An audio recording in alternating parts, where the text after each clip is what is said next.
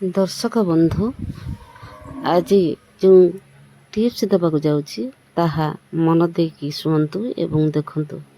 कोटि कोटि तारका ए संसार को आलोकित करि पारंती नाही, किंतु एकमात्र चंद्रमा ए संसार को आलोकित करती।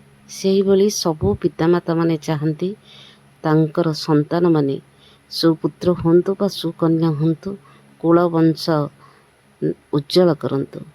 से विषय मु कहबाकू जाउची।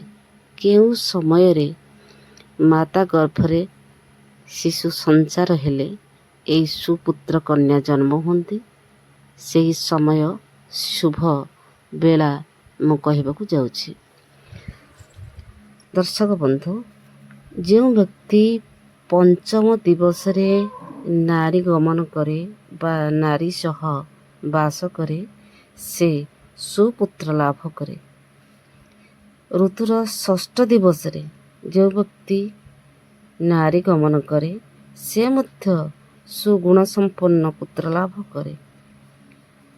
किंतु जो व्यक्ति दशम दिवस रे नारी गमन करे से मध्य बलिष्ठ एवं सुपुत्र लाभ करे। द्वादश दिवस रे कौनसी व्यक्ति नारी गमन कले से मध्य पुरुषोत्तम पुत्र लाभ करे। एवं जो व्यक्ति चतुर्दश दिवस रे नारी गमन करे से सुशील धर्मपरायण पुत्र लाभ करे।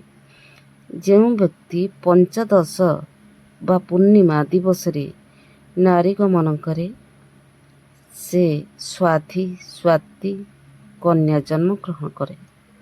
दर्शक बंधु, पंचम, षष्ठ, दशम, एकादश, द्वादश एवं चतुर्दश, पंचदश एई दिवस मानकरे जदि शिशु माता गर्भरे संचरित होती ताहले सेही शिशु जन्म हेले सुपुत्र बा सुकन्या हेई कुलवंशर ना रखती एवं गौरवित करती। दर्शक बंधु, टिप्सटी किपर लगिला कमेंट करी जणाइबे। रहुछि। जय जगन्नाथ।